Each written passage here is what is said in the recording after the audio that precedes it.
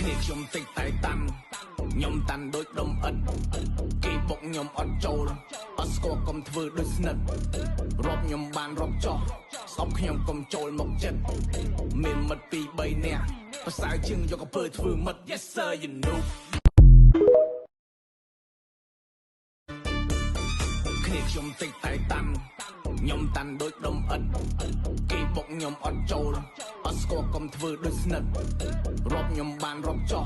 ស្អប់ខ្ញុំកុំចូលមកចិត្តមានមិត្ត2 3នាក់ប្រសើរជាងយកកពើធ្វើមិត្ត Yes sir you know គ្នាខ្ញុំតិចតែតាន់ខ្ញុំតាន់ដូចដុំឥតគេបុកខ្ញុំអត់ចូលអត់ស្គាល់កុំធ្វើដូចស្និទ្ធ